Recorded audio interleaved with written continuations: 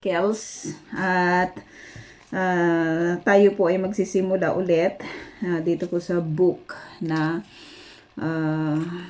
titignan po natin ulit, papag-aralan po natin ulit, walang iba kundi yung book ng Ezra or ang book ni Ezra, no?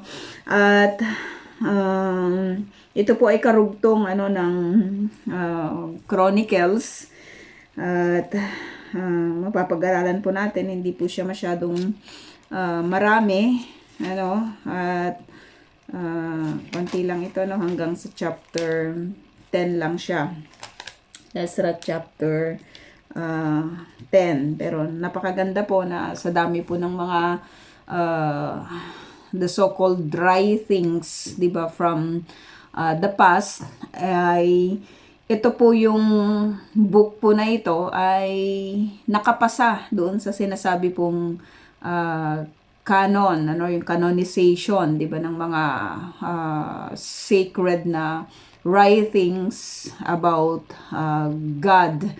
At katulad ng napakarami pong mga naisulat po na mga libro, di ba, patungkol po sa history.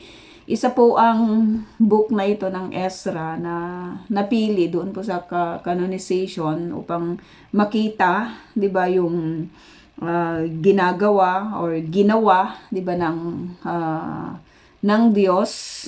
Hindi lang tungkol dito po sa sa mga tao po na ito na napapag-aralan po natin, kundi ito po ay may connection doon po sa plano po ng Diyos, 'di ba, sa mga Hudyo or doon sa mga Israelita, at the same time sa plano po ng Diyos, 'di ba, na pagliligtas, 'di ba, sa sangkatauhan. At sa mga experience po nila, 'di ba, regarding po sa captivity or yung bihag, tayo siguro hindi natin masyadong maire-relate, 'di ba, yung ating mga sarili, kasi kahit tayo po ay mga servants, 'di ba, sa lugar na ito, meron naman po tayong freedom, 'di ba, to go home kung nanaisin po, 'di ba, ng bawat isa po sa atin. Depende po doon po sa budget natin, 'di ba? Kasi pwede namang magpabalik-balik, 'di ba? Kahit na sino man, meron yung they can be able, 'di ba, to go home, to have their vacation every year. May mga ganyan, 'di ba? May mga inaabot ng ilang taon due to financial problems. Pero sa kalagayan po nila na naging bihag sa mga kapanahunan po na yon, hindi po ito isang taon lang. 'Di ba, yung mga nabihag sa Gaza, 'di ba, sa kapanahunan po na ito, mahigit isang taon na sila, 'di ba, na bihag po ng mga bumihag po sa kanila at dinala sila sa kung saan mang lugar, hindi natin alam, pero ang Diyos alam po niya, 'di ba, kung nasaan po sila. At maging itong pagkabihag po ng Northern Kingdom, yung 10 tribes, at yung kingdom po ng Judah, kasi lahat sila bihag na, 'di ba? Alam din po ng Diyos kung nasaan sila. Alam ng Lord kung ano yung nangyayari, 'di ba, sa kanila, na bago pa sila mabihag, 'di ba? Especially itong pinakahuling kingdom, yung kingdom po ng Judah. Sinabihan na sila, hindi ko kayo nagprophesy na, 'di ba, yung mga prophets, at isa po rito, 'di ba, si Jeremiah, na sinasabi po niya, sumama lang kayo sa mga Babylonians, mamuhay kayo doon, 'di ba, mamuhay kayo ng katulad ng normal na pamumuhay, kumain kayo, magtrabaho kayo, mag-asawa kayo, 'di ba, ganyan yung normal lang na buhay. Pero hindi kayo pababayaan ng Diyos. Ibabalik at ibabalik niya kayo, 'di ba? Yun po yung pangako sa kanila, 'di ba, ng ng Lord. At matagal na panahon yon, no? Napakatagal na panahon yon, 70 years, no? 70 years ng captivity yon. At titignan po natin, sapagkat kahit sa ganong katagal na duration ng kanila pong captivity, no, magmula pa doon po sa Assyrian na empire, tapos nakita natin yung captivity nila, 'di ba, sa Babylonian Empire. At ngayon, dito po sa pinag-aaralan po natin dito sa book ng Ezra, na-conquer po ng Persian Empire yung Babylonian, no? Napakalakas po na napakalakas na imperyo po ito, pero natalo din po sila, Natalo sila sa sa pakikipaglaban. May movie actually ito sa YouTube, kung paano bumagsak yung Babylonia, Napaka-secured po yung place nila, talagang kondo-todo, mga bantay-bantay, di ba, napakarami po nilang mga bantay, pero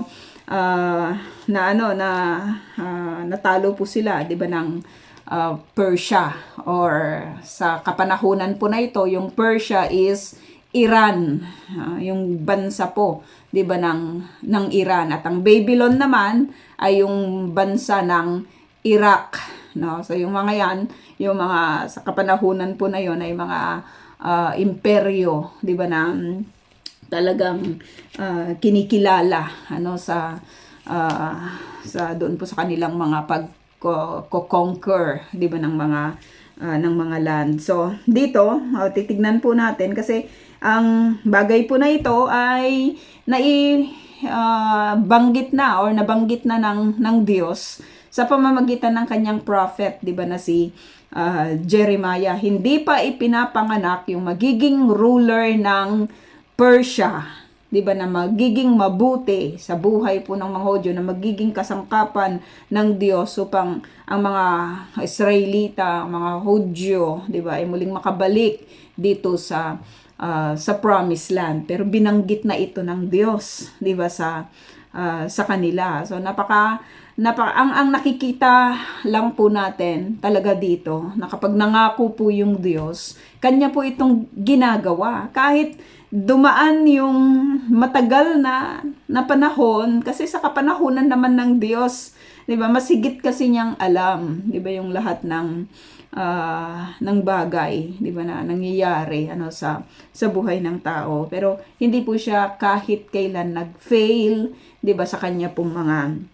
pangako or dun sa kanyang mga ipinangako. So kung hindi siya nag-fail, pwede talaga natin siyang mapanaligan, no? Sa dami ng mga promises, 'di ba, sa scripture, ay nandun lang talaga yung yung pagtitiwala, 'di ba, ng kahit na sino man na nagsasabi, 'di ba, na sumusunod at nagmamahal siya sa Panginoon, no? Yun yung lagi nating tinitignan, 'di ba? Yun yung lagi nating priority, 'di ba? Yung manangan doon po sa pangako ng Diyos, kasi ang Diyos na ito na kinikilala natin at pinaglilingkuran po natin ay hindi po siya kahit kailan sumisira, 'di ba, sa kanya pong pangako. At ito, mapapatunayan po natin ito sa pamamagitan ng pag-aaral po natin dito po sa book ni Ezra. So hindi na natin masyadong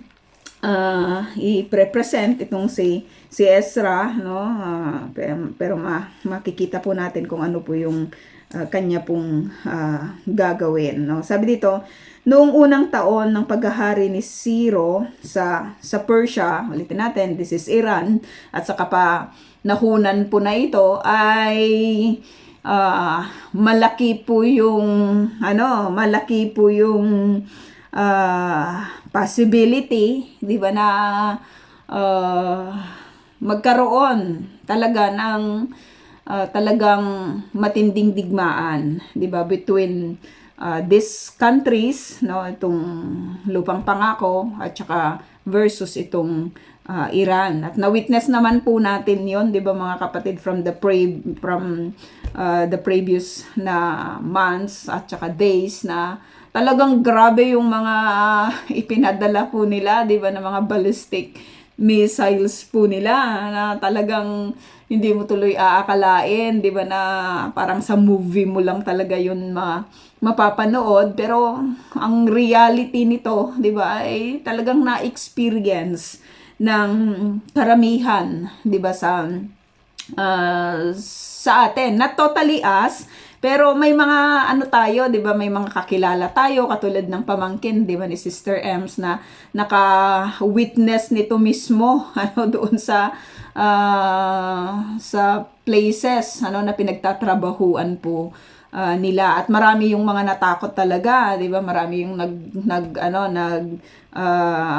nagparipat ano nang dahil po sa alam mo yun, yung trauma, 'di ba, na kanila pong sinapit. Nakakakilabot naman talaga, 'di ba? Nakakatakot naman talaga, no?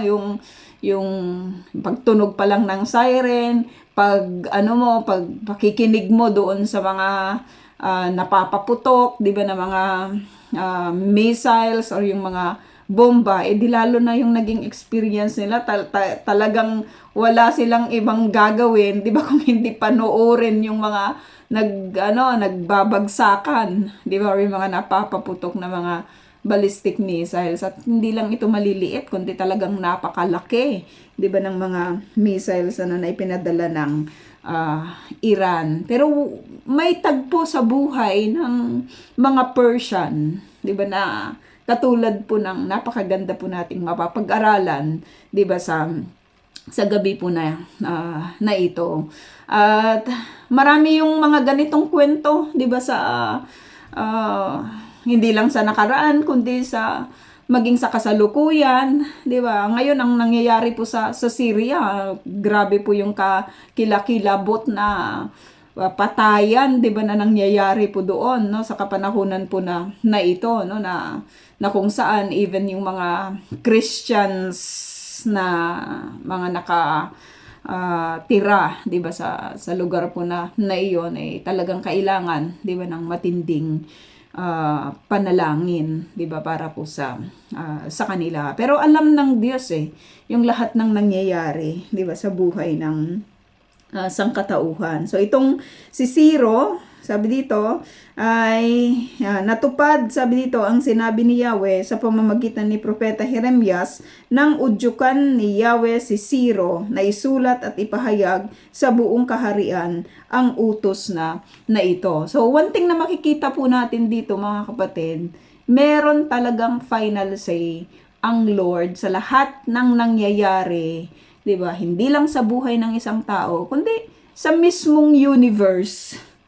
Kasi sino bang creator ng universe, 'di ba? Si God naman. Napag-aralan natin sa Genesis, 'di ba, na wala namang kaayos-ayos ang mundo, pero inayos ng Lord. Siya po yung creator. So kung ano man po yung naisin niya, He is a powerful God, 'di ba? Ay kanya po itong magagawa.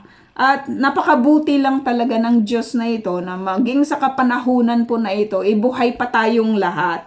No? May, alam mo yun, nag-i-exist pa yung mundo na ito sa dami ng kasalanan, 'di ba, ng mga tao, sa dami ng talagang hindi nakakatuwa, 'di ba, na ginagawa ng tao, sa dami ng pagsalansang, hindi lang yung mga unbeliever, even the so-called believers, 'di ba, na nandyan yung ketsi-ketsi na pagsunod, 'di ba, sa Panginoon, yung half na obedience sa Lord, yung hindi pagsunod sa Kanya, 'di ba, ng 100%, yung hindi pagmamahal sa Kanya, 'di ba, ng buong puso, and yet we enjoy a mundo, 'di ba, na kung saan we are provided with everything, food, sunlight, shelter, 'di ba, napakabuti lang talaga, 'di ba, ng Diyos na ito, no, wala lang talaga tayong mairereklamo, 'di ba, sa kanya. At itong pag-udyok po niya dito po kay Ciro na hari, 'di ba, ng Persia, walang ibang pwedeng makagawa noon, no, kundi ang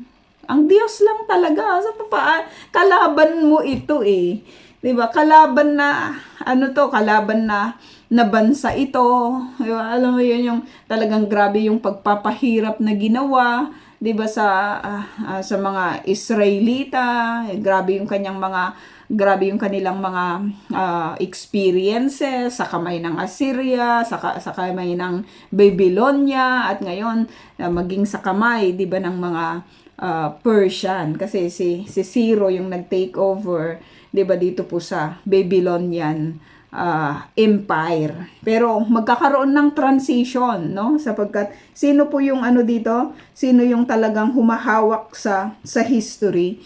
It is God. It is really God. Talagang nakaka-amaze lang ito, 'di ba, na kung titignan po natin, Lord, bakit wala kayong ginagawa, 'di ba? Bakit yung mga hostages hanggang ngayon hindi pa sila umuwi? Bakit ganito kagulo, 'di ba, yung mundo? Siguro sa Canada hindi nila masyadong na-experience ito, 'di ba? Or talagang nakikita yung struggles na meron po, 'di ba, yung bawat isa po sa atin. Pero alam mo 'yon, alam ng Lord yung lahat, 'di ba? Ulitin natin, alam ng Lord yung lahat, at meron siyang plano sa lahat ng bagay, no? At sabi nga po dito, natupad ang sinabi ni Yahweh. Si Yahweh mismo yung nagsabi nito sa pamamagitan ng propeta, 'di ba, na si Jeremiah, nasa Jeremiah 25 verse 8, chapter 8 to 14, and doon sa doon sa chapter po na iyon. Sinabi na ito ng Lord. Alam mo 'yon, napakalaki ng agwat bago pa ipanganak itong si Ciro, bago pa ito maging hari, 'di ba, ng Persia. Sinabi na 'yun ng Lord sa kanila, 'di ba, na talagang magagamit yung buhay ng hari po na ito, 'di ba? At dito rin natin makikita, magniningning din, 'di ba, yung katauhan nitong si Esther, no? Si Esther. At sabi dito, inudyukan ni Yahweh si Ciro na isulat at ipahayag sa buong kaharian ang utos na ito. Ano yung utos na yon? Ito ang utos ni Emperador Ciro ng Persia. Ibinigay sa akin ni Yahweh, ang Diyos ng kalangitan, ang lahat ng kaharian sa buong daigdig, at inatasan niya ako na ipagtayo ko siya ng templo sa Jerusalem na nasa Judah. No? So maraming dito, no, maraming nangyari, kung bakit nagkaganito, 'di ba, yung stand ngayon ng Persia, regarding po dito po sa mga captives, 'di ba, na mga Jews. And as we go on, makikita po natin. Sabi dito, kayo na kanyang bayan, patnubayan nawa kayo ng inyong Diyos sa pagbabalik ninyo sa Jerusalem upang muling maitayo roon ang templo ni Yahweh, ang Diyos ng Israel, ang Diyos na sinasamba sa Jerusalem. Sino man sa inyo na ng ibang bayan, kung nais bumalik doon, dapat siyang tulungan ng kanyang mga kababayan. Dapat siyang bigyan ng pilak at ginto, mga bagay na kakailanganin, at mga hayop, gayon din ng mga kusang kaloob na handog para sa templo ni Yahweh sa Jerusalem. So after so many years, 'di ba, of captivity, dito po sa lugar na kung saan nasan po sila, and yet ito na, dumating na yung saklolo, 'di ba, ng Diyos sa kanila. Dumating na yung opportunity, 'di ba, ng freedom to go back sa Jerusalem. Bibigyan alam mo yung hindi na sila i-restrict, hindi na sila huhuliin, hindi na sila i-prevent, 'di ba? Ang tanong doon, kasi okay na yung buhay nila, 'di ba, sa kung saan nasan sila, babalik ba sila, no? So sa panahon ng Holocaust, 'di ba, marami po yung talaga nakita natin, 'di ba, sa history, no, kapag pumupunta po tayo doon po sa Yad Vashem, na yung mga Hudyo sa Europe, 'di ba, panatag na sila. Okay na, 'di ba, yung kanilang mga buhay doon, nakapag-establish na sila. So wala nang reason para bumalik pa sila ulit, 'di ba, dito sa lugar po na ito, no? Dito sa promised land. Pero alam mo 'yon, pinangako kasi ng Diyos, 'di ba, na ibabalik sila eh. Ibabalik sila, no? May ilan yung dito, kaya pa nilang i-identify kung sino yung mga Israelita, 'di ba? Kung sino yung mga Hudyo, ano na kabilang doon po sa mga na ano nila na nabihag nila, no? Kaya pa nila yung i-identify. Pero sa kapanahunan po na ito, 'di ba mga kapatid, they are still looking and searching, 'di ba, sa lost tribe ng Israel, no? Doon po sa 10 tribes, 'di ba, ng Israel. Patuloy pa rin silang naghahanap ng mga tao at ibabalik yung sinasabi po nilang aliyah, 'di ba, dito sa bansa po na ito, no? May mga nakabalik na yung tribe ni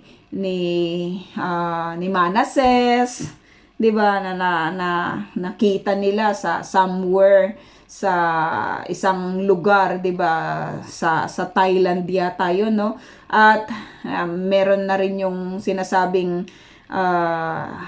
tribe ni Judah. Yung isa sa mga pinanood ko po ngayon, yung they claim itong mga black Israelite Hebrew na ngayon ay meron po silang community sa somewhere dyan sa south, no, sa Dimona, no, na tinitrace nila na yung kanilang yung kanilang originality is from the tribe of Judah, no? So yung tribe ni Judah, at napakaganda ng kanilang village or yung kanila pong community, no? So patuloy pa rin sila sa pagsisik kung nasaan na yung mga 10 tribes po na ito, at nagsisibalikan po sila, no? Binabalik sila ng Diyos, no? Kahit sa kapanahunan po na ito, hindi po tumigil si God, 'di ba, na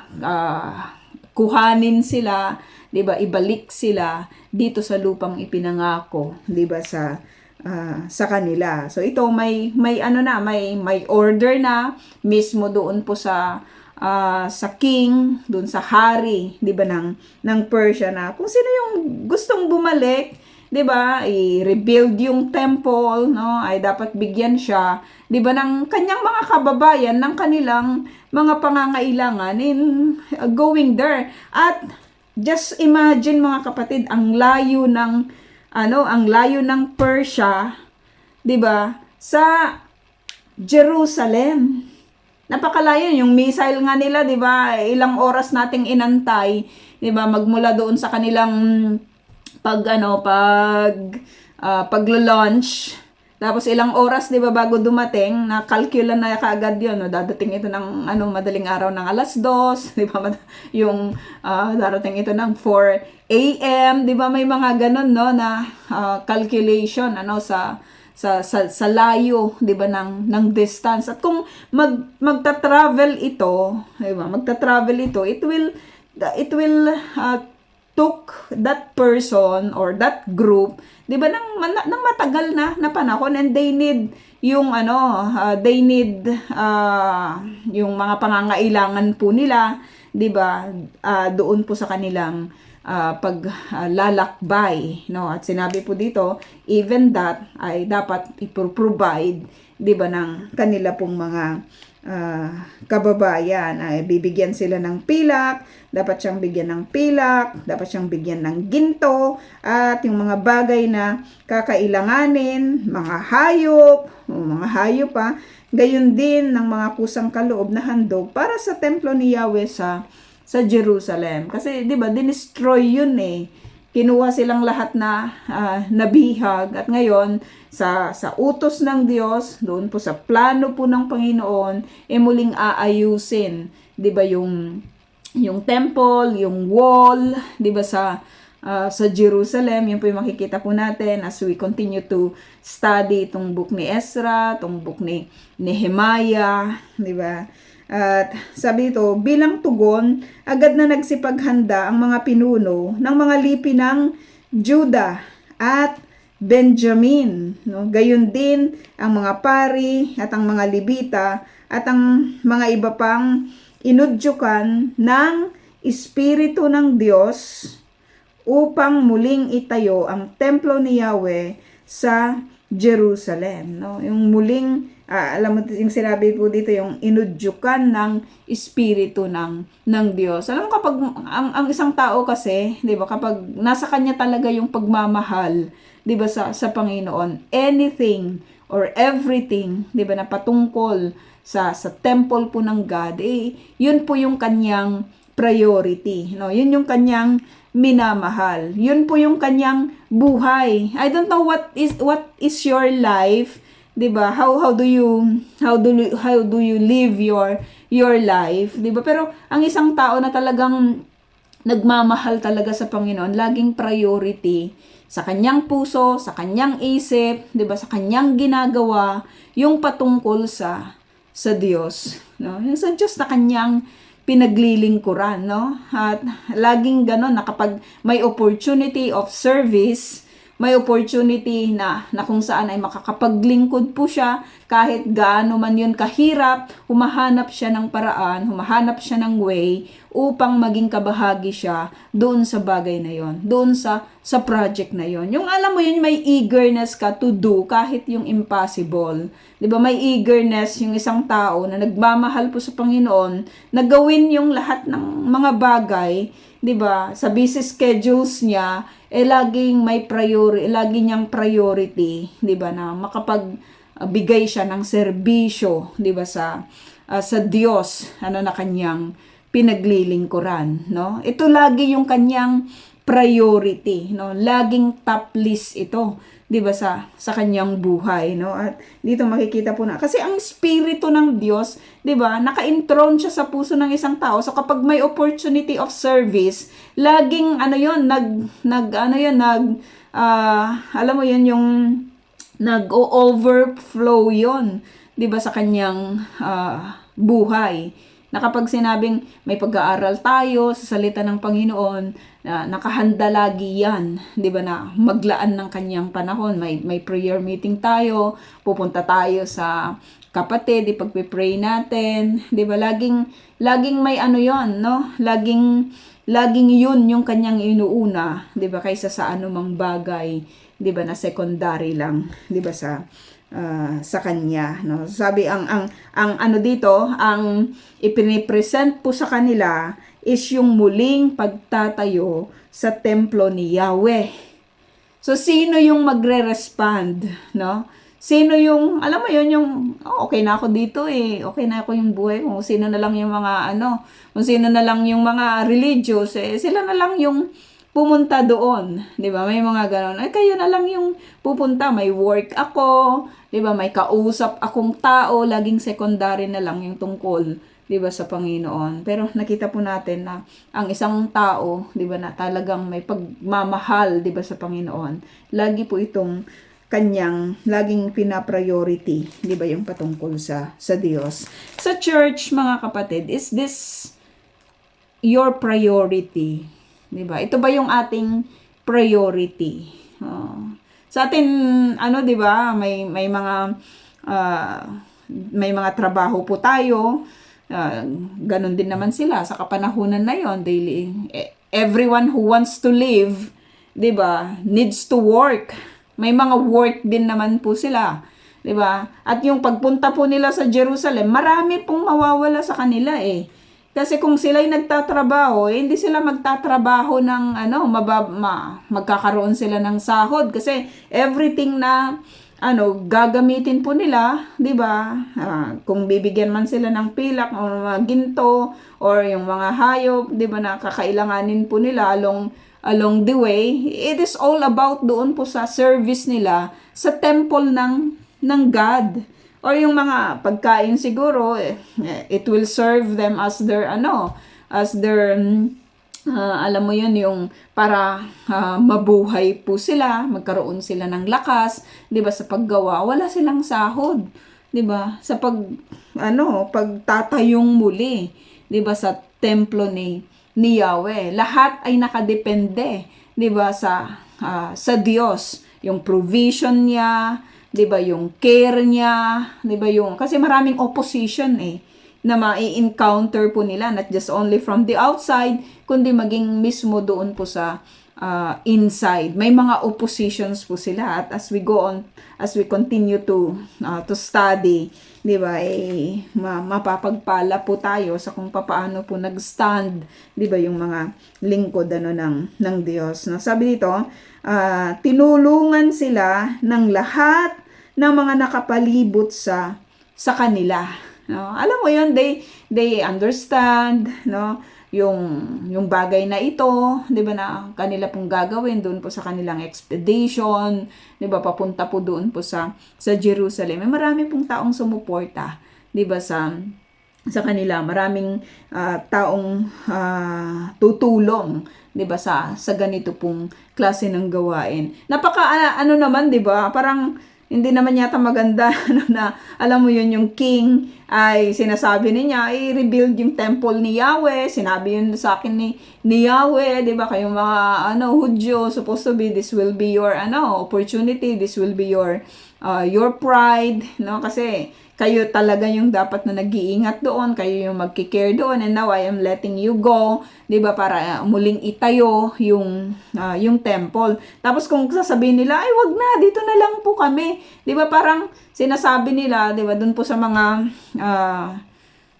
sorry for the word, yung ipinagpapalit yung citizenship, 'di ba, ng kung Pilipino sila, kasi kapag tinatanggap mo, 'di ba, yung citizenship pala ng ibang bansa, i-denounce mo yung pagiging Pilipino mo, 'di ba, na kunyari dito po sa Israel, may mga ganun pinanunumpa sila 'di ba, na ikaw ay magiging Israeli na, tapos i-denounce mo na yung pagiging Pilipino mo. Or sa mga ibang bansa, 'di ba, sa Taiwan gano'n, i-denounce mo na yung pagiging Pilipino mo, tapos magiging citizen ka na, or magiging Chinese ka na. 'Di ba? Parang napakahirap naman yata 'yun, no, na i-denounce na nila yung pagiging Hudyo nila, 'di ba? Tapos kung nasaan man sila, yun na yun, kasi sa origin hindi talaga siya ganon. We are, alam mo, ikinagagalak natin, at lagi tayong nagpapasalamat sa kung anong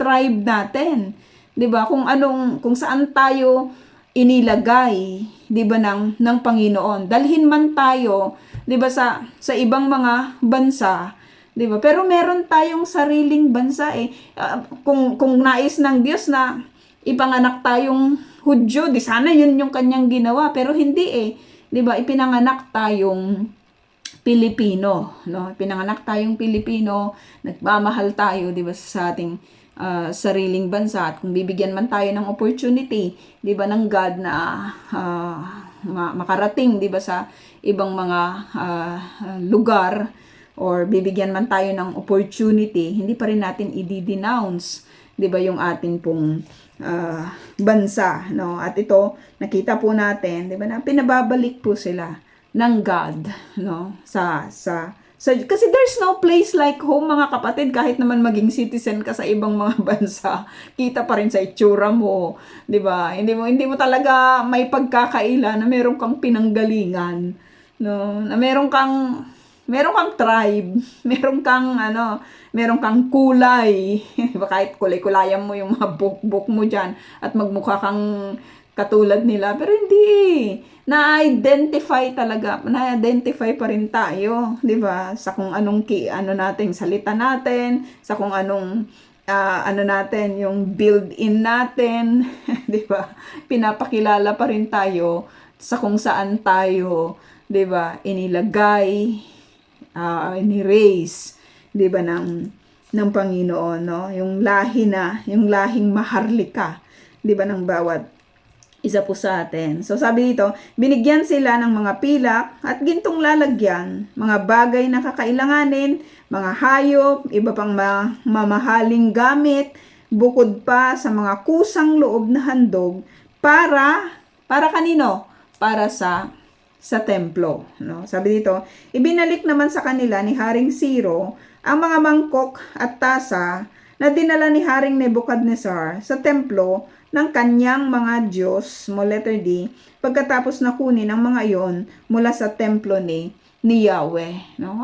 Grabe talaga yung favor na ginagawa ng hari po na ito. At lagi po nating iisipin na ito ay dahil, 'di ba, doon po sa mercy ng God na ito sa kanila, no? Sa mga Hudyo. Siya talaga yung kaya pala kailangan lang talaga pala natin, 'di ba, na manangan sa Diyos na ito.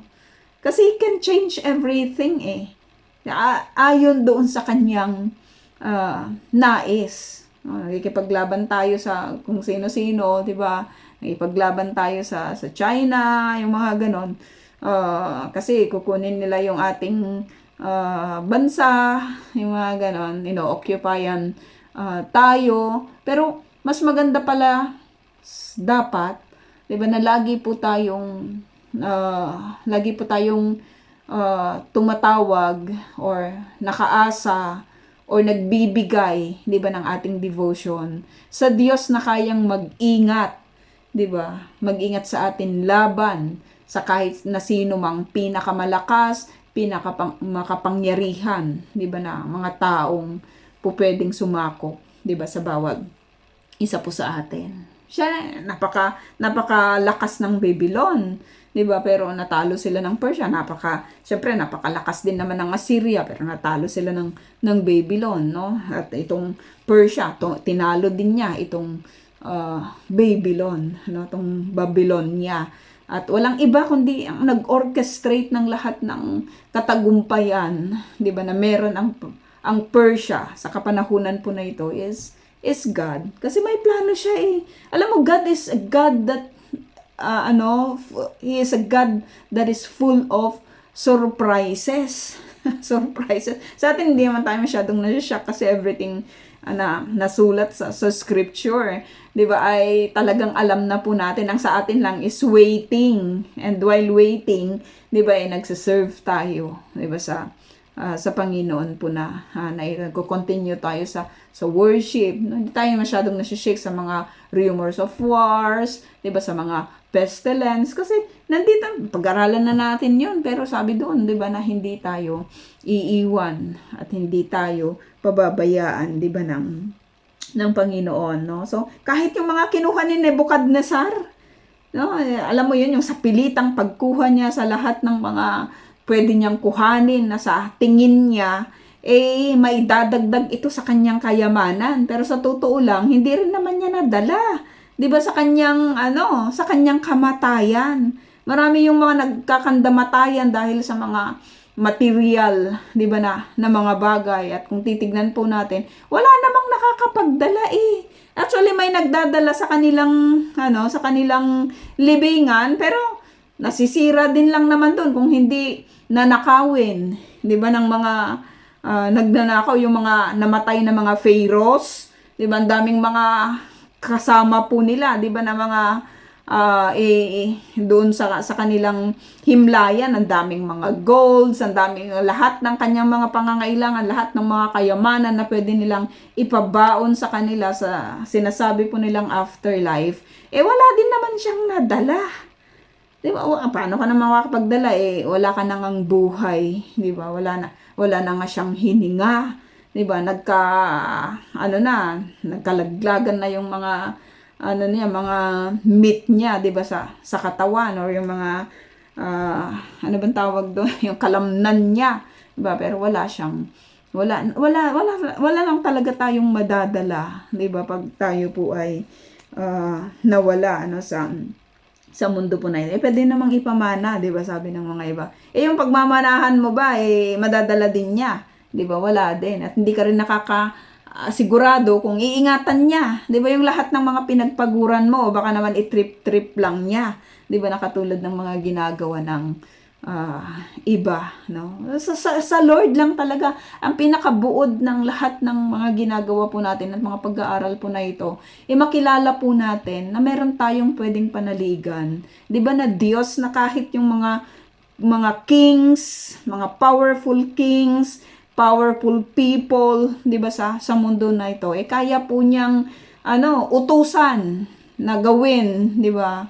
At maisakatuparan yung kanyang naisin para sa benepisyo ng mga taong pinili niya. 'Di ba? Ng mga taong pinili niya. At kung di man ipagkakaloob ng Diyos, minsan yung ating mga hinihiling, 'di ba, sa kanya, mga kapatid, it took them 70 years, 'di ba, na bago matanggap yung ganito pong pagpapala, 'di ba, na ipinangako sa kanila ng Diyos. So probably many of them ay namatay na hindi pa natanggap yung ganito pong klase, 'di ba, ng freedom na ibinibigay po sa kanila. Pero doon po sa mga nanangan, doon sa mga nagtiwala, i-experience po nila, 'di ba, yung ipinagkakaloob sa kanila ng Diyos ngayon, na pagpapala. Ipinagkatiwala ni Haring Ciro kay Mithredath na ingat yaman ng kaharian ang pagbilang sa mga bagay na ibinalik. Alam mo yung pinaghirapan yun ng Babylonia, tapos ngayon ibabalik lang siya. 'Di ba? Ano ngayon yung kanilang magagawa? Wala na sila sa power. At ito namang reigning na king, sabi niya, ibalik. Yung ingat yaman, tignan mong mabuti ha, yung mga ibabalik sa Jerusalem. Ang mga ito ay binilang ni Mithredath sa harap ni Sesbazar na tagapamahala ng Juda. So may turnover na ginawa. Ito ang bilang ng mga kagamitan. Palangganang ginto, 30. Recorded lahat yon. Kalain mo yon. 'Di ba? Ni-record ito sa atin, 'di ba, ng Lord. So kung 30 yung palangganang ginto, yung palangganang pilak ay 1,000. So paano mo ngayon ibabalik to sa Jerusalem? No, so kailangan mo wala namang eroplano sa kapanahunan na 'yon, 'di ba? So tignan natin, no. Sabi dito, lalagyan ng insenso 29, mangkok na ginto 30, iba-ibang sisidlang pilak 410, iba-iba pang kagamitan 1,000. Lahat-lahat umabot sa 5,000, may total pa ha. 400 ang bilang ng mga lalagyang ginto at pilak na dinala ni Sesbazar nang bumalik sa Jerusalem mula sa Babylonia, kasama ng iba pang mga dinalang bihag doon. Kasama ng iba pang mga bihag doon. So just imagine, mga kapatid, how they carry these things, diba? Saan nila yun isinakay? Diba? Paano yung kanilang pag-travel, no? So napaka-exciting lang na tagpo ito sa buhay nila, no? Sa atin kasi pwedeng isipin na lang natin may cargo vessel naman, 'di ba? May cargo airplane, 'di ba, yung mga ganun. Pero sa kapanahunan nila, 'di ba, nakaka-amaze lang kung paano po nila ito isinakay sa kung ano man yung kanilang means of transportation, no. So sabi dito, ito ang listahan ng mga dinalang bihag sa lalawigan ng Babylonia, sa Iraq, no, na bumalik sa Jerusalem at sa kanilang bayan sa Juda. Nanirahan ang kanilang mga pamilya sa Babylonia simula pa nang ang mga ito ay dalhing bihag doon ni Haring Nebukadnezar. Sa kanilang pagbabalik, pinangunahan sila nina Zerubbabel, very familiar na name ito, si Josue, Nehemias, Serayas, Realias, Mordecai, Bilsan, Mispar, Vigvai, Rehum at Baana. So yung mga tao po na ito ay makikita po natin as we go on. Ito ang mga bilang ng mga angkan ng Israel na bumalik mula sa pagkabihag. Ito ang listahan ng mga angkan ng Israelitang nakauwi. Ang sarap siguro na feeling yun, yung tayo alam natin, di ba, pag nakakauwi tayo, it is unexplainable feeling. Sila, ang tagal na nilang bihag, tapos ngayon ay makakauwi po sila. Si Paro, sabi dito, 2,172, ang dami nila. Si Cephatias, 372. Si Ara, 775. Pahat Moab, isa. Sa mga anak nitong sina Jesua at Joab, 2,812. Elam, 1,254.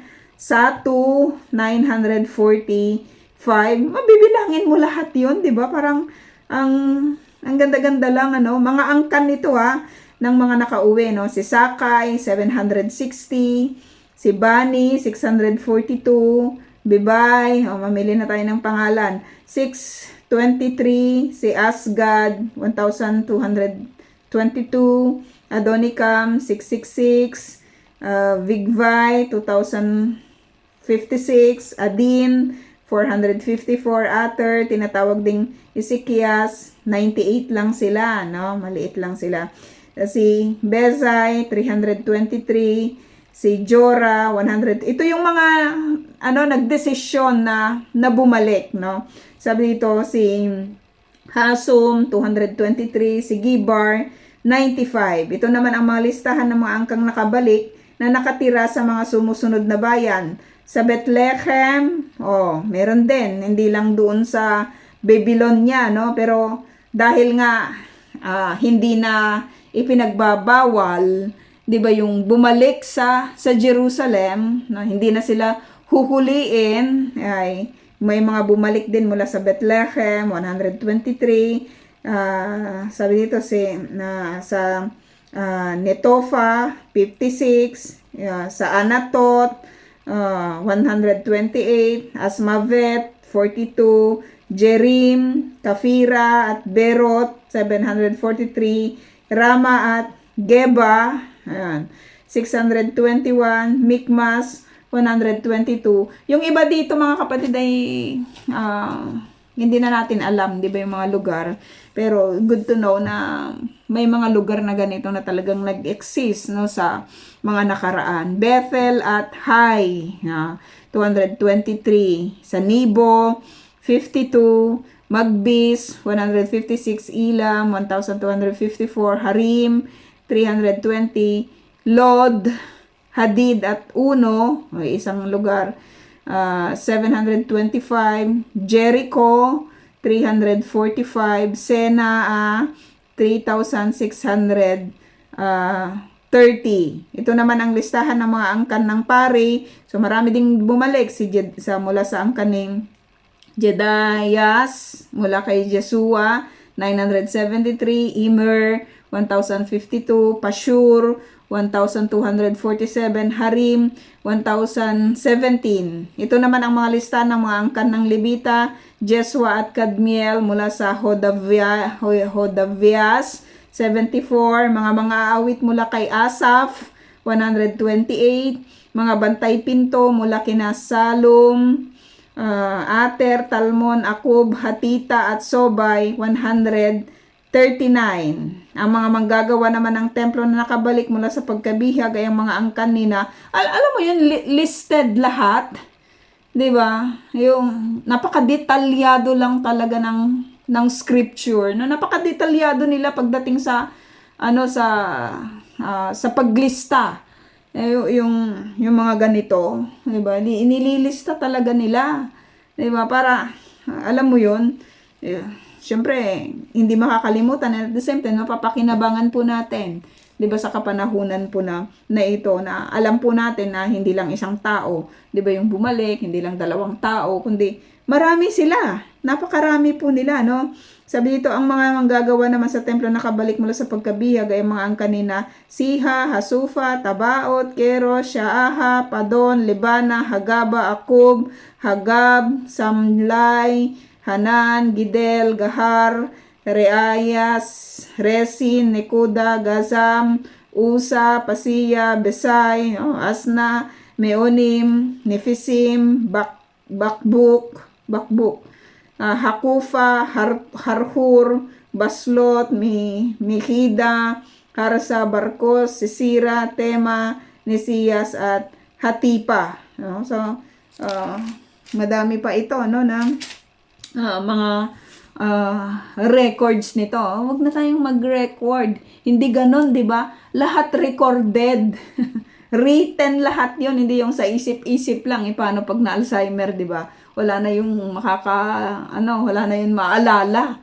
Pero lahat recorded, mga kapatid, no? Magandang nagre-record, no? Kasi nakakalimot po yung mga tao, no? Tendency talaga ng tao ay makalimot. Pero dito, makita po natin, isa lang ang makikita po natin, hindi sila pinabayaan ng Diyos. Ang dami pong nakabalik sa kanila. So kahit nabihag po sila dahil sa pangako ng Diyos na ingatan sila, 'di ba? Dahil sa pangako ng Diyos na ibabalik po sila. Ito na ngayon. Kaya every time na makakakita po tayo, 'di ba, ng mga Hudyo na nandito na sa promised land, ang lagi lang talaga nating maalala is yung faithfulness ng God.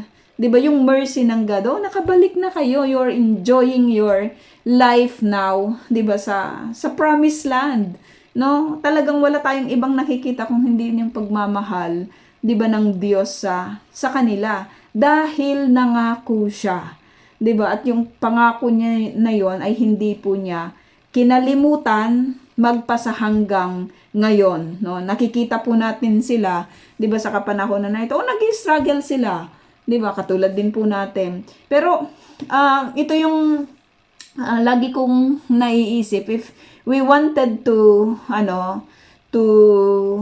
to write, 'di ba, about sa mga Hudyo, walang ibang walang ibang po pwedeng magsulat nito, 'di ba, para sa atin na upang makilala natin sila, 'di ba, ng lubusan, kasi sa dami na ng ating mga na-encounter, 'di ba, na some of them mga talagang nakatrabaho po natin. At least we can